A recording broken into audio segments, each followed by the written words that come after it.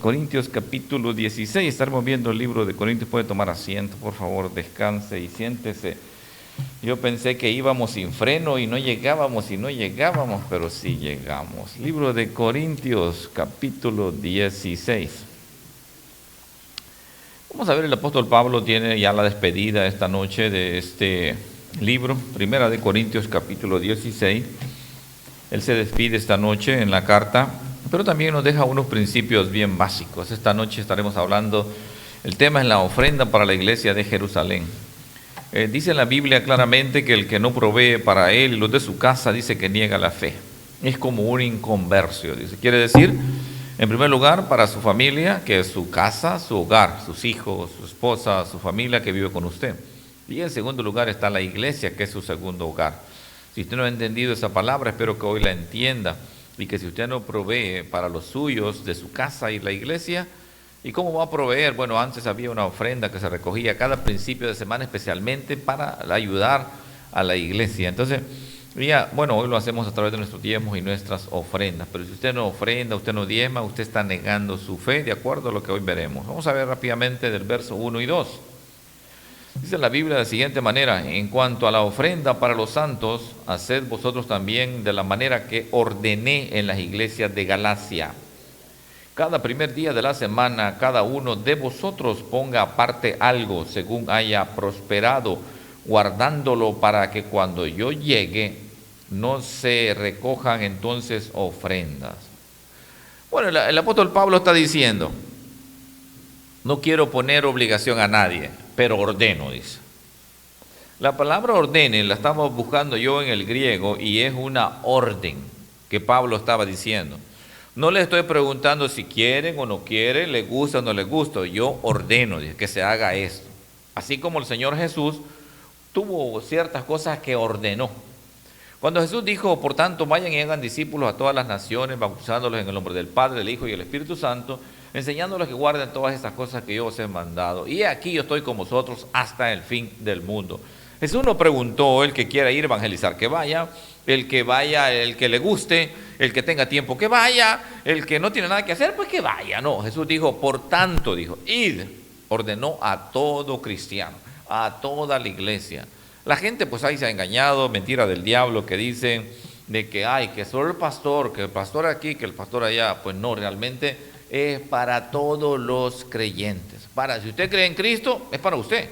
Si usted no cree en Cristo, pues no es para usted. Entonces, pero Pablo aquí dice, en cuanto a la ofrenda para los santos, y no está hablando de los santos de como lo ha manejado la iglesia hermana católica, vea que los santos no, o la iglesia de los santos de los últimos tiempos, no. Santos somos todos los cristianos. Pastor, ¿y por qué somos santos y somos bien malos? Hacemos esto, Sí, es cierto, no es que santo no quiere decir de que eres perfecto. Santo quiere decir que hemos sido santificados para adquirir la salvación, santificados por medio de la sangre de Jesucristo. Quiere decir, Jesucristo nos ha dado la santificación a través de su sangre. Quiere decir que nosotros somos santificados. E igual, en otro tramo dice que nosotros somos santos porque somos llamados a santidad. Quiere decir, a mejorar nuestra vida, a llevarla de mejor manera cada día. Entonces Pablo dice, para los santos, literalmente Pablo está diciendo, en cuanto a la ofrenda para los cristianos, haced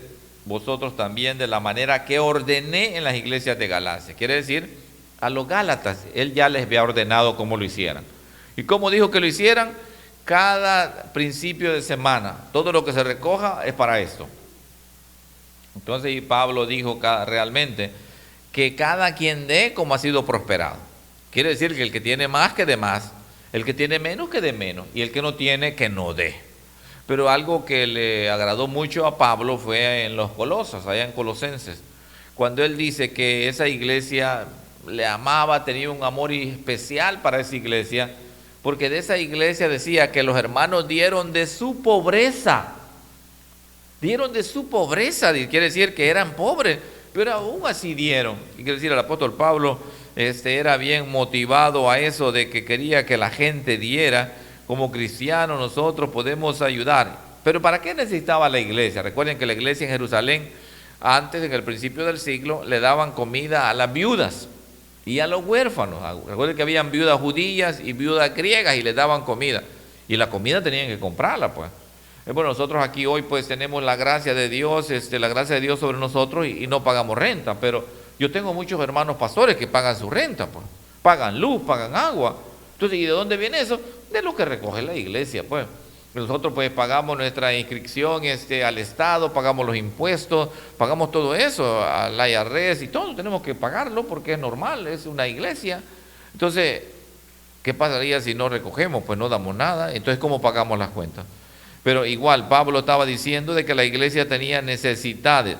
Quiere decir que honraban a las viudas y eran dignos de honor, dice. Para esa iglesia hay que recoger, dice. También algo que Pablo estaba diciendo, sí, que uno examina. Ellos pedían ciertas cosas en aquel tiempo en la iglesia de Jerusalén, que examinaran a las viudas, porque hay viudas que todavía podían trabajar. Nosotros en el Tabernáculo Central en El Salvador, nuestro pastor general, no sé, cada final de mes o principio de mes le dan una canasta básica a todos los ancianos. A todos los ancianos les dan una canasta básica que ya no pueden trabajar. Pero quiere decir, todos esos ancianitos llenan una aplicación, dicen con quién viven, que no tienen a nadie, porque también dice que la iglesia debe de examinar todo eso para ver a quién le va a ayudar. En el caso de ellos, pues se tienen que examinarse para ver si no tienen ninguna ayuda. Vamos a ver rápidamente en el verso del 3 al 4. Dice la Biblia de la siguiente manera: y cuando haya llegado a quienes hubieres designado por carta, estos enviaré para que lleven vuestro donativo a Jerusalén. Y si fuere propio que yo también vaya, irán conmigo.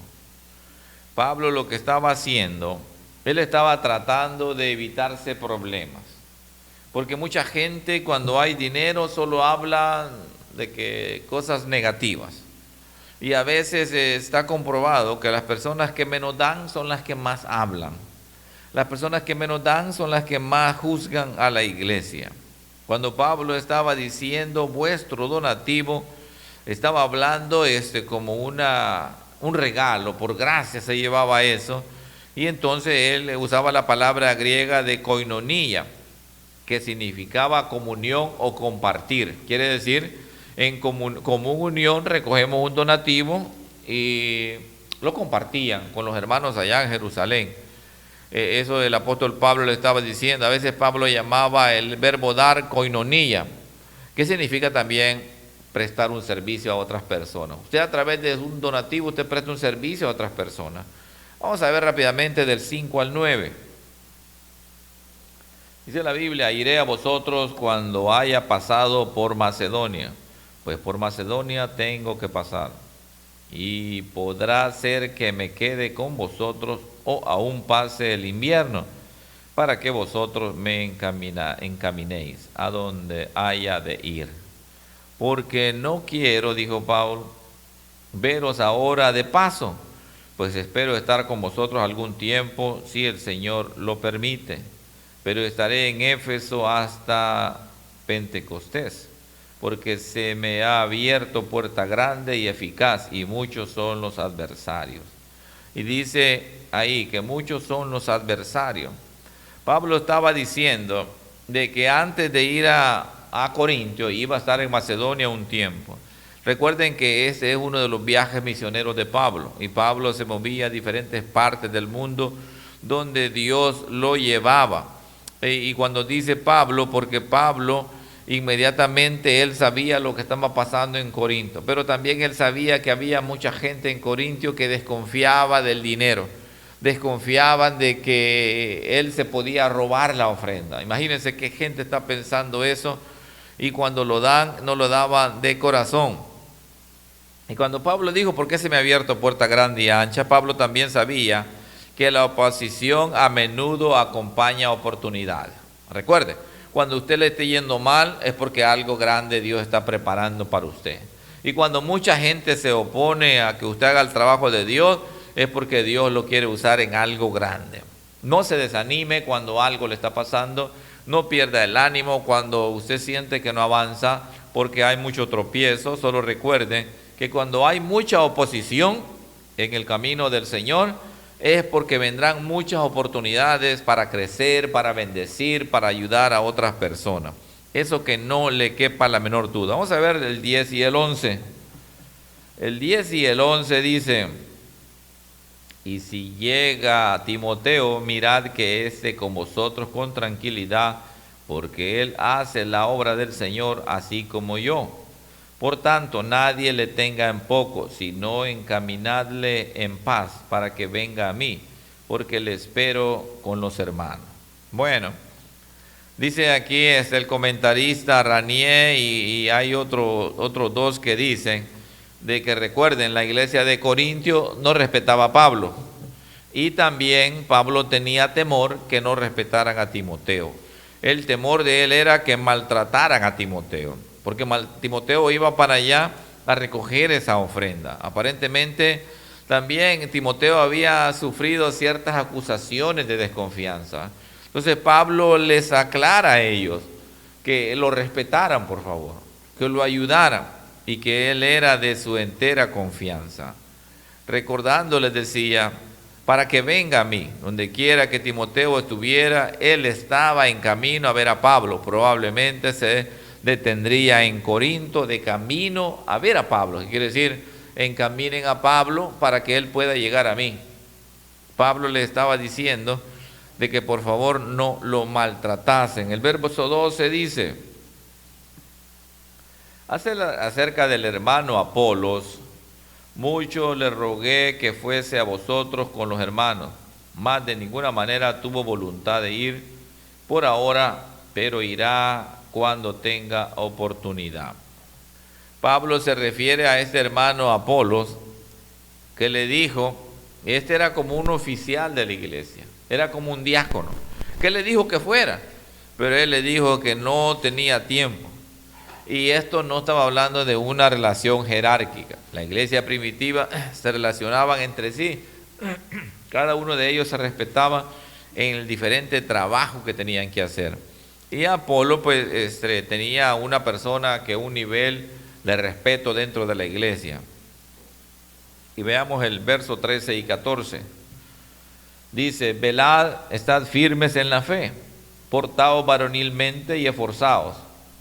Y luego el 14 dice, todas vuestras cosas sean hechas con amor. Pablo aquí está tocando una palabra que se usaba en el griego antiguo que se llamaba andrizomai, que literalmente significa ser hombre. Pero ¿por qué Pablo le está diciendo comportaos varonilmente y esforzados? Porque él sabía de que un hombre debe de tener honor a lo que dice. Un hombre debe de ser valiente. Un hombre no debe acobardarse. Pablo estaba utilizando la frase que usaban en el ejército. Esforzados le decían a los soldados cuando estaban en la batalla. Esforzados le decían, de esa palabra que usaban era para que los soldados no desertaran, para que los soldados no ellos se dejaran vencer. Porque Pablo en otro tramo de la Biblia dice y explica que los cristianos somos del ejército de Jesucristo. Y Pablo está diciendo, esfuércense y pórtense varonilmente. A veces alguien dice, cuando alguien, a veces en la calle, me recuerdo que le pegaba a un hombre a una mujer y alguien salía y le decía, ese hombre no le pegues a una mujer, ven y pégame a mí. Le está diciendo de que se comporte como hombre. Un hombre tiene un comportamiento definido cómo hacerlo.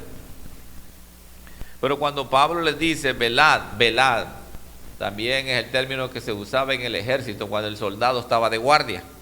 Y recuerden, la guardia continuamente era sorprendido por los enemigos y los atacaban y morían. Entonces, ¿qué quiere decir? Pablo está diciendo, ustedes velen para que el enemigo no los venza y mueran. Porque muchas veces el apóstol Pablo decía, velen, estad firmes en la fe, mantente en las filas. Quiere decir, no te salgas del cuerpo del Señor, no te salgas del camino de Cristo, no te salgas del camino de la gracia, porque mucha gente por algún motivo deja de congregarse, como muchos tienen por costumbre. Hoy es una época bastante complicada y difícil, que el mes de diciembre. Tenemos familias que están enfermas por varios virus que están atacando ahorita. Y otros hermanos que se han tomado vacaciones, en esta época van a sus familias y se van. Pero de igual manera, la palabra de Pablo está diciendo, manténganse firmes. Casi les está diciendo, pórtense varonilmente, quiere decir, no sean desordenados. No digan que van a llegar y no llegan. No digan que van a hacer esto y no lo hacen. Pablo está diciendo, deben de ser ordenados. Tienen que tener una determinación para mantener las filas intactas y las filas del cuerpo de Cristo, del ejército de Cristo, estén siempre cerradas. Sed hombres, cuando son atacados, no flaqueen, manténganse en posición, resistan, avancen, ataquen la base, manténganse unidos unos con otros, conquisten, sed fuertes. Si una compañía o división opuesta por una fuerza del enemigo, iban a ayudarle, iban a levantarla, la iban a ayudar, le llevaban comida, le llevaban agua. ¿Qué quiere decir? Ayúdense mutuamente. Recuerden que la lucha la vamos a ganar si estamos juntos, decía Pablo. Convoque todo su valor, sosténgase mutuamente, no teman porque el temor los vencerá, decía. Y Pablo esta noche nos está hablando a nosotros como iglesia. No se desanime. Mucha gente está viendo al hermano, a la hermana, que hace, que no hace. No, usted no tiene que ver al hermano, a la hermana, que hace y que no hace. Usted tiene que ver a Cristo. Usted ve a Jesucristo. Usted vea que la hermana, como decía Pablo, la hermana no te salvó. El hermano no murió por ti, fue Jesucristo. Por eso te invito a velar todo el estar firme, todo lo varonil, todo el esfuerzo, todos los cristianos de Corintios podrían mostrar, no significaban nada sin amor. Ellos fueron llamados a hacer todas esas cosas en un manso y humilde espíritu de amor. Porque el apóstol Pablo le llama y le dice, todas las cosas sean hechas con amor. Recuerde que el apóstol Pablo nos habló y nos explicó en el capítulo anterior que todo va a pasar, pero el amor permanecerá. Y recuerde, de tal manera amó Dios al mundo, que ha mandado a su Hijo unigénito, para que todo aquel no se pierda, mas tenga la vida eterna. Por amor, Cristo vino y murió. Entonces, nosotros tenemos que hacer todo lo que hagamos con amor. Y cuando lo hacemos con amor, las cosas del Señor no nos cansan. No nos molestan que alguien no venga. No nos molesta si alguien no lo hizo. No nos molesta. ¿Sabe por qué? Porque es con amor cuando hacemos las cosas. Cuando lo hacemos por obligación, cuando lo hacemos por compromiso, nos molesta que alguien no haga lo que tenga que hacer porque eso se recarga el trabajo en alguien más. Pero cuando hacemos las cosas por amor, ese alguien más dice, no hombre, que no venga Julián tal, yo lo puedo hacer, hombre. No hombre, yo hago todo lo que quieran, hombre. ¿Por qué? Porque está sirviendo con amor. Y esa es una característica. El que sirve con amor no le molesta nada. El que sirve con amor no reniega lo que va a hacer. El que sirve con amor siempre está viendo servir en otra cosa como una oportunidad para poder servirle a Dios. Porque recuerde, le servimos a Dios y no al hombre. Veamos ahí rápidamente el verso 15 al 18. Dice, hermanos, ya sabéis que la familia de Estéfanas es las primicias de Acaya, y que ellos se han dedicado al servicio de los santos. Os ruego que os sujetéis a personas como ellos y a todos los que ayudan y trabajan. Me regocijo con la venida de Estéfanas, de Fortunato y de Acaico, pues ellos han suplido vuestra ausencia, dice. Verso 18. Porque confortaron mi espíritu y el vuestro, reconoced pues a tales personas. Pablo está diciendo algo bien sencillo. Estéfanas aparentemente era una persona de la cabeza de una familia de la iglesia. Eran los dos, y Fortunato y Acaico eran los dos esclavos de su casa. Lo acompañaron en su visita a Pablo. Fortunato y Acaico eran hombres comunes, esclavos o libertos. Fortunato, este hombre se supone haber sobrevivido a Pablo y ser el mismo que se menciona por Clemente en su epístola a los Corintios, como el portador de la epístola de Clemente a Roma, a los corintios en Corinto. Pablo estaba especialmente agradecido por su venida, porque ellos ministraron las necesidades de Pablo cuando lo visitaron. Ellos hicieron lo que la iglesia de Corintios debió haber hecho, que no lo hicieron. Óigame bien, Pablo está diciendo, vean, hay familias dentro de la iglesia que son ejemplo, hay hermanas dentro de la iglesia que son ejemplo, hay hermanos que sirven, trabajan al Señor, de esos aprendan, dice.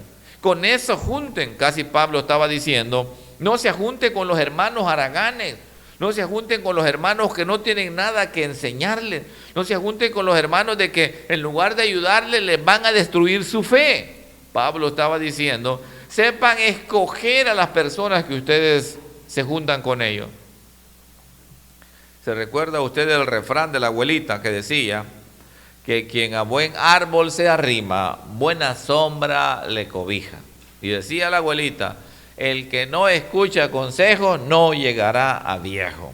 Entonces, Pablo nos está aconsejando de esta familia. Pablo está diciendo, si toda la iglesia fuera con esta familia, nuestra iglesia fuera imparable. Y podemos decir, si todos los hermanos tuvieran el espíritu de servicio, como mi hermano Juan Carlos, esta iglesia fuera imparable. Pero ¿qué pasa? No todos tienen el mismo espíritu de servicio. Y Pablo está diciendo, pero agarren ese espíritu de servicio, tomen ese ejemplo de servicio, aprendan de esa familia, aprendan de este hermano, que estos hermanos me han atendido, me dieron comida. Y por cierto, pues, leyendo esta familia, me acuerdo de mi hermano pastor allá, Sabino, en El Salvador, que me atendió bien, me dio comida, me dio hospedaje, me sacaba a pasear y me decía, ¿qué quiere comer? Wow, desde aquí le envío un saludo y ojalá lo esté mirando, y estoy viendo cómo atendieron a Pablo. Y como me dijo la hermana Evelyn, le dijo, no, vamos a atender al pastor que viene, recompensa de profeta tendremos, dijo. Y es cierto eso, es una gran verdad. Cuando tú ayudas a alguien del evangelio, cuando tú ayudas a un ministro, a un ministerio, a un pastor, Dios te bendecirá grandemente.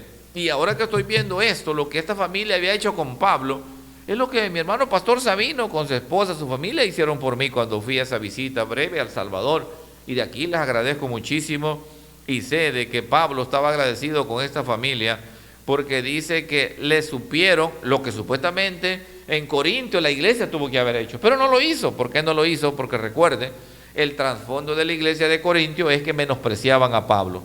¿Por qué lo menospreciaban?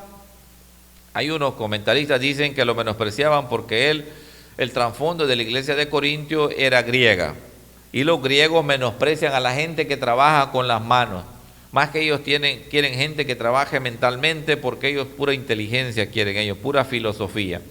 Y Pablo trabajaba con sus manos. Pablo hacía tiendas de campaña. Otros dicen de que realmente no querían a Pablo, simplemente porque no había sido de los 12 apóstoles que anduvieron con Jesús. No sabemos de verdad qué fue lo que pasó, pero que el apóstol Pablo tenía diferencias con la iglesia de Corintio y no lo respetaban, era una realidad de la que estaba pasando. Pablo estaba especialmente agradecido con esta familia. Pablo podía llamar a la casa de Estéfanas y las primicias de Acaya, porque ellos fueron los primeros salvos en esa región. Oiga bien, fíjese que Estéfanos y Acaya eran los primeros salvos en esa región. ¿Qué quiere decir? Que como recibieron a salvos, Pablo los evangelizó. Pablo les compartió el evangelio y recibieron a Cristo. Imagínense qué recompensa para esta familia. Ellos sembraron materialmente, pero cosecharon espiritualmente la salvación y la vida eterna, porque fueron las primicias de aquel lugar cuando Pablo llegó. Vamos a ver rápidamente 19 y 20. Las iglesias de Asia os saludan. Aquila y Priscila, con la iglesia que está en su casa, os saludan mucho en el Señor. Os saludan todos los hermanos. Saludaos los unos a los otros con ósculo santo, dice. Aquí el apóstol Pablo ya se está despidiendo de esa carta y está diciendo, oiga bien, que había una iglesia allá en la casa de Aquila y Priscila. Es otra pareja donde iban a comenzar otra iglesia. ¿Qué quiere decir? Pablo andaba sembrando la obra de Dios. Y cuando Pablo dice, la iglesia primitiva se reunía en las casas porque ellos no tenían lugares propios para reunirse hasta el tercer siglo. ¿Qué quiere decir? Cuando Pablo estaba, las iglesias eran en las casas. Y la familia, oiga bien, y la familia donde ellos llegaban a predicar era la responsable de proveer un lugar donde reunirse. Era la responsable de proveer, qué sé yo, un refrigerio para toda la gente que iba a llegar. Eran los responsables de invitar gente. De allí es donde nacen las células. De allí es donde nacen las casas de oración. Pero hoy en la actualidad, lo digo yo con todo respeto y con toda humildad, hemos intentado hacer casas de oración. Pero ¿qué pasa? ¿Por qué no funciona? Porque la gente no invita gentes. La gente no hace el trabajo que tiene que hacer. Porque la célula funciona cuando las personas de esa casa realmente toman esto en sus manos y lo hacen con todo su corazón. Entonces funciona esto, entonces trabaja eso. Pero bueno, dice que Estéfanos era el cabeza de la iglesia y esperaban que él hiciera el trabajo de lo que el Señor estaba diciendo que fuera. Pero viene Pablo y lo saluda. Y les dice, no, pues ustedes están en el nombre del Señor, y les da su saludo respectivo, y la iglesia que está en Aquila y Priscila con las iglesias que está en su casa de ella, os saludan, dice. Y luego les dice, por favor, saludos los unos a los otros con ósculo santo. ¿Qué es ósculo santo, hermano? Dice la Biblia que ellos tenían una costumbre de darse el ósculo santo. Es cuando se recibían hombres, ¿no? Y se abrazaban y se daban un beso en cada mejilla. Ese era un gran respeto y los judíos lo usan. Ah, no, ahora lo hacen y dicen que es otra cosa, ¿verdad? ¿Me entiendes? Pero no, la iglesia primitiva lo hacía, lo acostumbraba, pues. Y entonces realmente el apóstol Pablo le está diciendo que se traten de esa manera. Pero de igual manera él va siempre hablando sobre que Filemón era también de ese tipo. Así también la casa de Ninfa en Colosenses ahí aparece. Vemos nosotros cuando Pablo lo dice, el saludo que se hagan era una costumbre cultural de ellos. No se puede explicar realmente, casi realmente está diciendo Pablo, no se saluden como Judas, que fue un saludo carnal, que fue un saludo no sincero. Entonces, veamos nosotros eso, lo que el apóstol Pablo está diciendo, para que ellos vamos a ver. Vamos a ver rápidamente, para ir terminando, del verso 21 al 24. Yo, Pablo, os escribo esta salutación de mi propia mano. El que no amare al Señor Jesucristo sea anatema. El Señor viene, la gracia del Señor Jesucristo esté con vosotros. Mi amor en Cristo Jesús esté con todos vosotros. Amén. El apóstol Pablo viene diciendo, yo, Pablo, os escribo esta salutación de mi propia mano. Número 1, Pablo siempre utilizaba escribas. Él dictaba las cartas y alguien las escribía, pero siempre hacía un saludo final. En cada carta Pablo hacía un saludo final con su propia mano, porque ese era el sello, la firma que se denotaba, el lenguaje que Pablo usaba para decir, esta es mi carta. Y luego dice, el que no amara al Señor sea anatema. Oiga bien, anatema es una cosa, como una regla judío. El judío, esa era la tercera parte de una disciplina judía.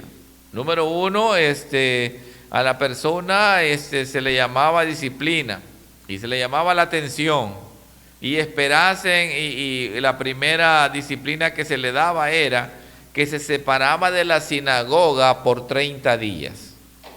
Al separar la sinagoga de 30 días era como una disciplina.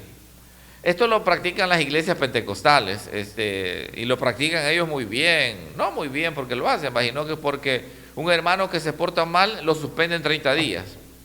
Y es bíblico eso, pero para los judíos, ¿verdad? No para las iglesias pentecostales. Pero hay iglesias que se creen más judías que los judíos. Y un día, ese era el castigo que se daba. Luego el segundo castigo es que si no obedecía o no se arreglaba, se traía aparte y se le daba otro castigo, qué sé yo, más grande que los 30 días. Lo sentaban aparte. Ya veo que hay iglesias que lo sientan aparte, alguien que se porta mal, es por eso. Lo sientan aparte 60 días. Y ahí va a estar el sol en una silla como castigado, ¿verdad? Y ahí lo tienen así castigado. Y toda la gente lo mira, castigado, castigado, castigado. Entonces, y luego, en tercer lugar, anatema. Lo presentaban a la iglesia y lo echaban. ¿Por qué? Porque nunca hizo caso. La primera vez lo suspendieron 30 días, la segunda vez 60 días. Ahora pues no ha hecho caso, no se ha comportado. Quiere decir que no se ha arrepentido, porque esos tiempos son para que se arrepienta, para que diga, sí, me equivoqué, perdóneme pastor, ya no voy a hacer esto, voy a arreglarme. Entonces, porque la iglesia judía, la iglesia primitiva, se tomaba bien en serio las cosas de Dios. Había un respeto extraordinariamente por Dios, que algo que se ha perdido hoy en la actualidad, pero por eso estamos como estamos. Luego decía el apóstol Pablo, decía que el Señor Jesucristo nos amó. El amor es un afecto del corazón, pero si se discierne por medio de los actos. Oiga bien, el amor que Jesús nos dio es un acto del corazón, pero tú lo demuestras por medio de tus acciones. Porque mucha gente se da golpe de pecho por mi culpa, pero no hace nada por el cristiano. Mucha gente levanta las manos y brinca y adora a Dios, pero no tiene ninguna obra, no trabaja, no sirve a Dios para nada, no hace nada dentro del camino de Dios, del Evangelio. Entonces podemos ver nosotros de que cómo podemos crecer en nuestro amor por el Señor Jesucristo si en realidad no oras. Dijo un señor Rutherford, un comentarista, dijo: si en verdad quieres crecer en el amor a Cristo Jesús, número 1, tienes que orar. Número 2, tienes que leer la Biblia. Y número 3, reunirte con los hermanos y vas a sentir la santa delicia. Quiere decir, este hombre Rutherford lo dijo claramente. Si tú quieres crecer en el amor de Cristo, ora todos los días, lee tu Biblia y congrégate con los hermanos, dice. Y entonces vas a comenzar a sentir las delicias del Evangelio. Pero también decía él, el hermano que está en la iglesia y no disfruta las delicias del Evangelio y disfruta más las cosas del mundo, dice, ese todavía no se ha convertido a Cristo. Y yo por eso pensaría de que hay hermanos dentro de la iglesia de que son hermanos, pero en verdad no se han convertido a Cristo. Disfrutan más una fiesta que venir al culto. Disfrutan más no venir al culto, a ver una película, que venir al culto. Y cualquier cosa les entretiene. Y cualquier cosa les desubica. Y cualquier cosa lo ponen en lugar de Cristo. Entonces, yo pensaría como el apóstol Pablo, que tienen más amor por las cosas del mundo que por las cosas de Dios. Esas personas, dice, hay que tener cuidado. Dice. Porque la gloria espiritual del amor de Dios no es de ellos. Dice. Ellos han escogido amar más las cosas del mundo, dice, que las cosas de Dios, dice. Tu delicia no es Cristo, dice. Tu delicia son otras cosas, dice. Es como un metal, dice, como dijo Pablo, un metal que suena y resuena, pero no da ningún sonido, no sirve de nada, dice. Y luego dice, antes nosotros, decía Pablo, usábamos nuestra lengua. Ok. Yes, thank you.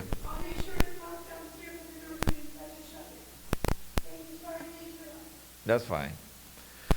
Vemos nosotros de que el apóstol Pablo viene y nos viene a decir, Jesús usaba una palabra que en el apóstol Pablo se usó mucho, la palabra maranata. ¿La oye usted? Hay iglesias que se llama maranata. ¿Qué significa eso? Es una palabra de arameo. Maranata es una palabra en arameo que significa el Señor viene. La iglesia Maranata se llama el Señor viene. Eso es lo que significa. Entonces Pablo utilizaba la expresión esa, Maranata, Maranata, decía, el Señor viene. ¿Por qué? Porque el apóstol Pablo, su delicia era de que Cristo viniera.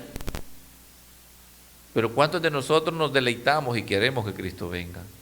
Pero que venga no porque estamos afligidos, porque hay que pagar la renta, porque hay que pagar el carro, porque nos van a quitar la lavadora, la secadora y, ay, que venga Cristo y nos vamos antes que nos quiten la lavadora y la secadora. No, que estamos contentos que Cristo venga, pero porque estamos felices en Él, porque disfrutamos la presencia de Dios, porque disfrutamos reunirnos, porque disfrutamos orar, leer la Biblia, y esos momentos son espiritualmente maravillosos.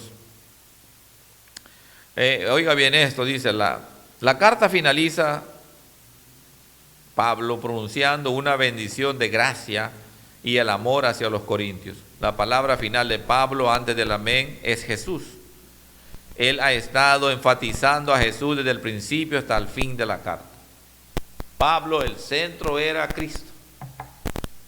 Y el centro para los cristianos debe ser Cristo. Las palabras finales de Pablo, escritas con su propia mano, dice, revelan su firma, que él hizo esta carta de los Corintios. Oiga bien esto, era el amor de Pablo, tanto por Jesús y su iglesia, que lo hizo hacer todo lo que hizo. Cuando tenemos un amor entrañable por Cristo, por su iglesia, hacemos lo que hacemos, ¿por qué? Por amor a Cristo. Admiro mucho yo el trabajo, y que me perdone si lo menciono, el hermano Juan Carlos, todo lo que hace por la obra de Dios. Pero lo hace él, ¿por qué? Por el amor a Cristo. Y todos fuéramos así, como dice Pablo, le aseguro que la iglesia fuera imparable. ¿Por qué? Porque todos lo hiciéramos por el amor a Cristo. Quien tiene oídos para oír, que oiga. Denle una ofrenda de palma al Señor ahí donde está usted. Yo quiero ver tu luz brillando en mí, a través de mi ser, un altar